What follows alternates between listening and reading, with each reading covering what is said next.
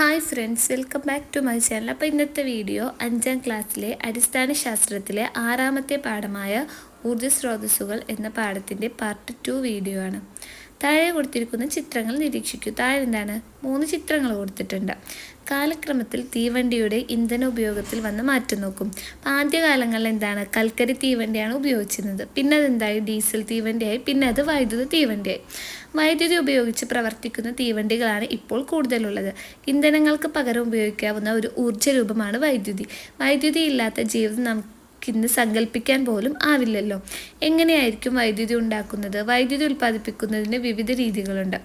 അപ്പോൾ ഇന്ന് എന്താണ് വൈദ്യുതി ഉപയോഗിച്ച് ഓടുന്ന തീവണ്ടികളാണ് കൂടുതലായും ഉള്ളത്. ഇപ്പോൾ ഇന്ധനങ്ങൾക്ക് പകരമായിട്ട് എന്താണ് ഉപയോഗിക്കുന്ന ഒരു ഊർജ്ജ രൂപമാണ് വൈദ്യുതി. നമ്മുടെ എല്ലാ ആവശ്യങ്ങൾക്കും എന്താണ് വൈദ്യുതി വേണം. വൈദ്യുതി ഇല്ലാത്ത ഒരു ദിവസത്തെക്കുറിച്ച് നമുക്ക് എന്താണ് ചിന്തിക്കാൻ പോലും പറ്റില്ല അല്ലേ.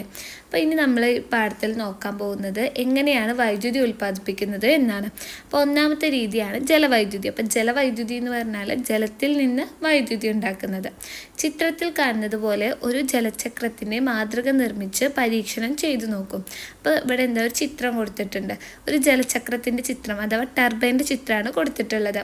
അപ്പോൾ ഇവിടെ എന്താണ് ഒരു കുട്ടി ഒരു കുപ്പി ഉപയോഗിച്ച് ടർബൈനിലേക്ക് എന്താണ് വെള്ളത്തെ വീഴ്ത്തുന്നുണ്ട് അല്ലേ. അപ്പം ഈ ചിത്രത്തിൽ കാണുന്നത് പോലെ ടർബൈൻ ഉണ്ടാക്കിയിട്ട് ഈ പരീക്ഷണം ചെയ്ത് നോക്കാനാണ് നിങ്ങളോട് പറയുന്നത്. എങ്ങനെയാണ് ജലചക്രം കറങ്ങിയത്? അപ്പോൾ ഇവിടെ ജലചക്രം കറങ്ങാനുള്ള കാരണം എന്താണ്? ആ കുപ്പിയിൽ നിന്ന് എന്താണ് വെള്ളം ശക്തിയായി വീണത് കൊണ്ടാണ് ജലചക്രം കറങ്ങിയത്. അപ്പോൾ വെള്ളം വീഴുന്നതിൻ്റെ ശക്തി കാരണമാണ് ജലചക്രം കറങ്ങിയത്. വെള്ളം വീഴുന്നതിൻ്റെ ശക്തി കറക്കത്തിനെ സ്വാധീനിക്കുന്നുണ്ട്. എങ്ങനെയാണ്? വെള്ളം വീഴുന്നതിൻ്റെ ശക്തി കൂടുമ്പോൾ എന്താണ് ജലചക്രം കറങ്ങുന്നതിൻ്റെ വേഗതയും കൂടുന്നു. ഇനി വെള്ളം നിറച്ച കുപ്പിയുടെ ഉയരം മാറ്റിയാൽ കറക്കത്തിൻ്റെ വേഗതയിൽ മാറ്റം വരുമോ? അപ്പോഴും മാറ്റം വരും. ഉയരം കൂടുമ്പോൾ എന്താണ് ജലചക്രം കറങ്ങുന്ന വേഗതയും കൂടും. അപ്പോൾ ഇത് നിങ്ങൾ ഈ ടർബൈൻ വീട്ടിലുണ്ടാക്കി നോക്കി ഒരു പരീക്ഷണം ചെയ്താൽ നിങ്ങൾക്ക് ഈ ഉത്തരങ്ങളൊക്കെ കിട്ടും. പിന്നെ അവിടെ എന്താണ് ഒരു ഡാമിൻ്റെ ചിത്രം കൊടുത്തിട്ട് കെട്ടി നിർത്തിയ ജലത്തിൻ്റെ ഊർജം ഉപയോഗപ്പെടുത്തിയാണ് ജലവൈദ്യുതി ഉൽപ്പാദിപ്പിക്കുന്നത്. അതിനുവേണ്ടി വെള്ളത്തെ അണക്കെട്ടുകൾ തടഞ്ഞു നിർത്തുന്നു. ഇത് ആവശ്യാനുസരണം താഴേക്ക് പതിപ്പിച്ച് വലിയ ടർബൈനുകൾ കറക്കി ജനറേറ്റർ പ്രവർത്തിപ്പിച്ച് വൈദ്യുതി ഉൽപ്പാദിപ്പിക്കുന്നു. അപ്പോൾ എങ്ങനെയാണ് ജലത്തിൽ നിന്ന് വൈദ്യുതി ഉൽപ്പാദിപ്പിക്കുന്നത്? ഡാമുകളിൽ എന്താണ് വെള്ളം കെട്ടി നിർത്തിയിട്ടുണ്ട്. അപ്പോൾ ആവശ്യം വരുമ്പം അതെന്താണ് താഴേക്ക് ആ വെള്ളത്തിന് താഴേക്ക് പതിപ്പിക്കും. അപ്പോൾ ഈ പതിയുന്ന സ്ഥലത്ത് ആ താഴ്ഭാഗത്തായിട്ട് എന്താണ് വലിയ ടർബൈനുകൾ വെച്ചിട്ടുണ്ടാവും. ആ ടർബൈനിന് എന്താണ് ജനറേറ്ററുമായിട്ട് ബന്ധിപ്പിച്ചിട്ടുണ്ടാവും. അങ്ങനെ വെള്ളം വീഴുന്ന ശക്തിയോട് കൂടിയിട്ട് വെള്ളം വീഴുമ്പോൾ എന്താണ് ആ ടർബൈന് കറങ്ങും. ആ ടർബൈൻ കറങ്ങുമ്പോൾ അതുമായി ബന്ധപ്പെട്ട ജനറേറ്റർ കറങ്ങി എന്താണ് വൈദ്യുതി ഉൽപ്പാദിപ്പിക്കുന്നത്. അപ്പം അങ്ങനെയാണ് ജലത്തിൽ നിന്ന് വൈദ്യുതി ഉൽപ്പാദിപ്പിക്കുന്നത്. ഇനി രണ്ടാമത്തെ രീതിയാണ് കാറ്റിൽ നിന്നും വൈദ്യുതി. ഓലപ്പമ്പരം, കാറ്റാടിപ്പാടം എന്നിവയുടെ ചിത്രമാണ് ഇവിടെ കൊടുത്തിട്ടുള്ളത്. കടലാസ് അല്ലെങ്കിൽ ഓല ഉപയോഗിച്ച് ഒരു പങ്ക് നിർമ്മിക്കൂ. നിങ്ങൾ ഉണ്ടാക്കിയ പങ്കയുമായി പുറത്തേക്ക് ഇറങ്ങി നിൽക്കൂ. പങ്ക് കറങ്ങുന്നുണ്ടോ? എപ്പോഴാണ് പങ്ക് നന്നായി കറങ്ങുന്നത്? അപ്പോൾ നിങ്ങളോട് എന്താണ് കടലാസോ ഓല ഉപയോഗിച്ചിട്ട് ഒരു ഫാൻ ഉണ്ടാക്കാൻ പറയുകയാണ്. എന്നിട്ട് എന്താണ് അത് ഉപയോഗിച്ച് പുറത്തേക്ക് ഇറങ്ങി നോക്കുക. അപ്പോൾ എപ്പോഴാണ് അത് കറങ്ങുക? കാറ്റ് വീശുമ്പോൾ എന്താണ് ആ ഫാന് കറങ്ങും. കാറ്റിന് വസ്തുക്കളെ ചലിപ്പിക്കാനുള്ള കഴിവുണ്ട്. ഈ കഴിവ് ഉപയോഗപ്പെടുത്തി നമുക്ക് വൈദ്യുതി ഉൽപ്പാദിപ്പിക്കാം. ഇതിനുള്ള ഉപകരണമാണ് കാറ്റാടി യന്ത്രം അഥവാ വിൻമില്ല്. അപ്പോൾ കാറ്റിന് എന്താണ് വസ്തുക്കളെ ചലിപ്പിക്കാനുള്ള കഴിവുണ്ട്. അങ്ങനെ ഇത് പ്രയോജനപ്പെടുത്തുന്ന ഉപകരണമാണ് കാറ്റാടി യന്ത്രം. അപ്പോൾ ഈ ഒരു സവിശേഷത പ്രയോജനപ്പെടുത്തി നമുക്ക് എന്താണ് വൈദ്യുതി ഉൽപ്പാദിപ്പിക്കാൻ പറ്റും. വിൻമില്ലിൻ്റെ പങ്കകൾ കറങ്ങുമ്പോൾ അതുമായി ബന്ധപ്പെടുത്തിയ ടർബൈൻ കറങ്ങുന്നു. ഈ ഊർജം ഉപയോഗിച്ച് ജനറേറ്റർ പ്രവർത്തിപ്പിച്ച് വൈദ്യുതി ഉൽപ്പാദിപ്പിക്കുന്നു. അപ്പോൾ കാറ്റാടി യന്ത്രം എന്താണ് കാറ്റ് കാരണം കറങ്ങും. അപ്പം അത് കറങ്ങുമ്പോൾ അതുമായിട്ട് ആരെ ബന്ധിപ്പിച്ചിട്ടുണ്ട്? ടർബൈനെ ബന്ധിപ്പിച്ചിട്ടുണ്ട്. അപ്പോൾ ആ ടർബൈൻ കറങ്ങും. ടർബൈൻ എന്താണ് ജനറേറ്ററുമായിട്ട് ബന്ധിപ്പിച്ചിട്ടുണ്ട്. അപ്പോൾ അങ്ങനെ ജനറേറ്ററും കറങ്ങും. അങ്ങനെ അത് വൈദ്യുതി ഉൽപ്പാദിപ്പിക്കും. അപ്പോൾ ഇങ്ങനെയാണ് കാറ്റിൽ നിന്ന് വൈദ്യുതി ഉൽപ്പാദിപ്പിക്കുന്നത്. കേരളത്തിൽ രാമക്കൽമേട്, കഞ്ചിക്കോട്, അട്ടപ്പാടി എന്നിവിടങ്ങളിൽ കാറ്റിൽ നിന്ന് വൈദ്യുതി ഉൽപ്പാദിപ്പിക്കുന്ന സംവിധാനമുണ്ട്. എന്തുകൊണ്ടായിരിക്കും ഇവിടെ കാറ്റാടി യന്ത്രങ്ങൾ സ്ഥാപിച്ചത്? മനുഷ്യൻ പണ്ട് മുതലേ ഉപയോഗപ്പെടുത്തിയിട്ടുള്ള ഊർജ്ജരൂപമാണ് കാറ്റ്. സമുദ്രത്തിലൂടെയും നദികളിലൂടെയും യാത്രയ്ക്ക് കാറ്റിൻ്റെ ശക്തി ഉപയോഗിച്ചിരുന്നു. കൊടുങ്കാറ്റിന് വളരെയധികം ഊർജം ഉള്ളതിനാൽ ഇവ കടുത്ത നാശനഷ്ടങ്ങൾ ഉണ്ടാക്കും. ഇന്ന് കാലാവസ്ഥാ മുന്നറിയിപ്പിലൂടെ ഇത്തരം കാറ്റുകളുടെ സാധ്യത മുൻകൂട്ടി അറിയാനും മുന്നറിയിപ്പുകൾക്കനുസരിച്ച് മുൻകരുതലുകൾ എടുത്താൽ അപകടങ്ങളും നാശനഷ്ടങ്ങളും കുറക്കാനാവും. അപ്പോൾ ഇത്രയാണ് കാറ്റിൽ നിന്ന് വൈദ്യുതി ഉണ്ടാക്കുന്നതിനെ കുറിച്ച് പറയുന്നത്. ഇനി അടുത്തത് സൂര്യപ്രകാശത്തിൽ നിന്നും ഊർജം. പുറത്ത് സൂര്യപ്രകാശം ലഭിക്കുന്ന സ്ഥലത്ത് ഒരു സ്റ്റീൽ പാത്രം വെക്കുക. കുറച്ച് കഴിഞ്ഞതിന് ശേഷം പാത്രം തൊട്ട് നോക്കൂ. എന്താണ് അനുഭവപ്പെട്ടത്? അപ്പോൾ പാത്രം തൊട്ട് നോക്കിയാൽ എന്താണ്? നമുക്ക് ചൂട് അനുഭവപ്പെടും. അതിനുള്ള കാരണം എന്താണ്? സ്റ്റീലിൻ്റെ പാത്രമാണ് നമ്മൾ ഉപയോഗിച്ചിട്ടുള്ളത്. അപ്പോൾ സ്റ്റീൽ എന്താണ്? ആ ചൂടിനെ വലിച്ചെടുക്കും. പിന്നെ അതിന് ശേഷം പാത്രത്തിൽ കുറച്ച് വെള്ളം കൂടി ഒഴിച്ചാലോ, അപ്പോൾ വെള്ളം ഒഴിച്ച് നോക്കിയാൽ ആ വെള്ളവും എന്താണ്? ചൂടാവും. അപ്പോൾ ഈ സ്റ്റീൽ എന്ന് പറഞ്ഞാൽ എന്താണ്? താപത്തെ കടത്തി വിടുന്നതാണ്. അപ്പോൾ ആ പാത്രത്തിലെ വെള്ളത്തിലേക്ക് എന്താണ്? ആ ചൂട് കടന്നു പോകും. അങ്ങനെയാണ് ആ വെള്ളവും ചൂടായത്.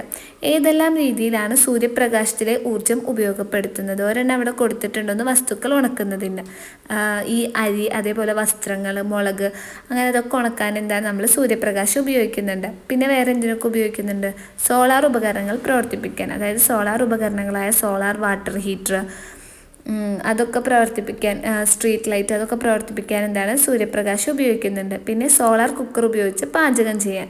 ഇനി സൗരോർജ്ജത്തിലെ താപം ഉപയോഗപ്പെടുത്തുന്ന ഉപകരണങ്ങളാണ് സോളാർ കുക്കറുകളും സോളാർ വാട്ടർ ഹീറ്ററുകളും. അപ്പോൾ സോളാർ കുക്കറും സോളാർ വാട്ടർ ഹീറ്ററും ഒക്കെ പ്രവർത്തിക്കുന്നത് സൂര്യനിൽ നിന്നുള്ള ആ ഒരു താപം സ്വീകരിച്ചിട്ടാണ്. ഇനി ഈ സോളാർ കുക്കറിൻ്റെയും സോളാർ വാട്ടർ ഹീറ്ററിൻ്റെയും ചിത്രമാണ് അവിടെ താഴെ കൊടുത്തിട്ടുള്ളത്.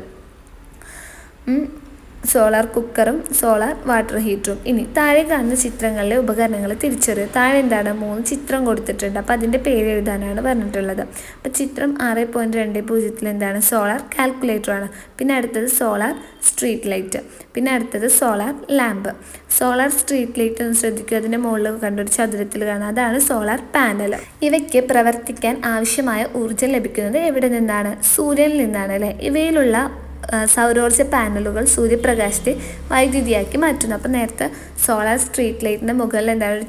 ഒരു ചതുരത്തിലുള്ള ഒരു ഇത് കണ്ടു, അതിനെയാണ് സോളാർ പാനൽ എന്ന് പറയുന്നത്. അപ്പോൾ ആ സോളാർ പാനലാണ് അതിൽ വീഴുന്ന സൂര്യപ്രകാശത്തെ വൈദ്യുതിയാക്കി മാറ്റുന്നത്. സൗരോർജ്ജ പാനലിലുള്ള സൗരോർജ്ജ സെല്ലിൽ സൂര്യപ്രകാശം പതിക്കുമ്പോൾ വൈദ്യുതി ഉൽപ്പാദിപ്പിക്കപ്പെടുന്നു. അപ്പം എങ്ങനെയാണ് ഇനി പാനൽ വൈദ്യുതി ഉൽപ്പാദിപ്പിക്കുന്നതെന്നാണ് പറയുന്നത്. അപ്പോൾ ആ പാനലിൽ എന്താണ്? കുറേ ചെറിയ ചെറിയ സെല്ലുകളുണ്ട്, സൗരോർജ്ജ സെല്ലുകളുണ്ട്. അപ്പം ആ സെല്ലാണ് സൂര്യപ്രകാശത്തെ വൈദ്യുതിയാക്കി മാറ്റുന്നത്. വീടുകളിലും സ്ഥാപനങ്ങളിലും സൂര്യപ്രകാശത്തിൽ നിന്നും വൈദ്യുതി ഉൽപ്പാദിപ്പിക്കുന്ന സംവിധാനങ്ങൾ വ്യാപകമായി ഉപയോഗിക്കുന്നുണ്ട്. ഓക്കെ, അപ്പോൾ ഇത്രയാണ് സൂര്യപ്രകാശത്തിൽ നിന്ന് വൈദ്യുതി ഉൽപ്പാദിപ്പിക്കുന്നതിനെ കുറിച്ച് പറയുന്നത്.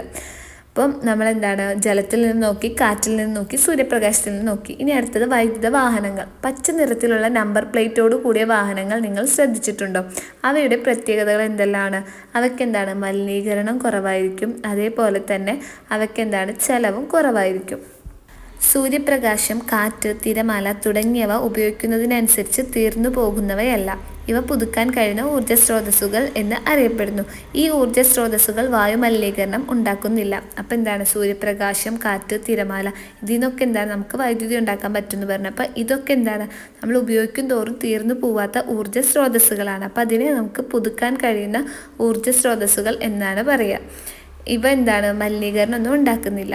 ഇനി അടുത്തത് അവിടെ എന്താണ്? കൊച്ചിൻ എയർപോർട്ടിൻ്റെ ഒരു ചിത്രമാണ് കൊടുത്തിട്ടുള്ളത്. പൂർണ്ണമായും സൗരോർജ്ജം കൊണ്ട് പ്രവർത്തിക്കുന്ന ലോകത്തിലെ ആദ്യത്തെ വിമാനത്താവളമാണ് കൊച്ചിയിലേത്.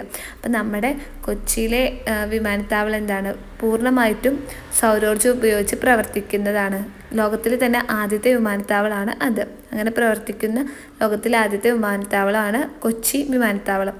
ഈ അന്താരാഷ്ട്ര വിമാനത്താവളത്തിൻ്റെ മുഴുവൻ പ്രവർത്തനങ്ങൾക്കും ആവശ്യമുള്ള വൈദ്യുതി ഉൽപ്പാദിപ്പിക്കുന്നത് സൗരോർജ്ജ പാനലുകൾ ഉപയോഗിച്ചാണ്. അപ്പോൾ ആ പാനലിൻ്റെ ചിത്രമാണ് അവിടെ കൊടുത്തിട്ടുള്ളത്. ഇനി അടുത്തത് ബയോഗ്യാസ്. പാരിസ്ഥിതിക പ്രശ്നങ്ങൾ ഉണ്ടാക്കുന്ന ജൈവമാലിന്യങ്ങളിൽ നിന്നും ഇന്ധനം ഉണ്ടാക്കാം. ഇങ്ങനെ ഉണ്ടാക്കുന്ന വാതക ഇന്ധനമാണ് ബയോഗ്യാസ്. നമ്മുടെ സ്കൂളുകളിലും വീട്ടിലും ബയോഗ്യാസ് പ്ലാന്റ് സ്ഥാപിക്കുന്നത് കൊണ്ടുള്ള ഗുണങ്ങൾ എന്തെല്ലാമാണ്? ഒരു ബയോഗ്യാസ് പ്ലാന്റിൻ്റെ പ്രവർത്തന രീതി കണ്ടു മനസ്സിലാക്കൂ. അപ്പോൾ ബയോഗ്യാസിൻ്റെ ചിത്രമാണ് അവിടെ കൊടുത്തിട്ടുള്ളത്.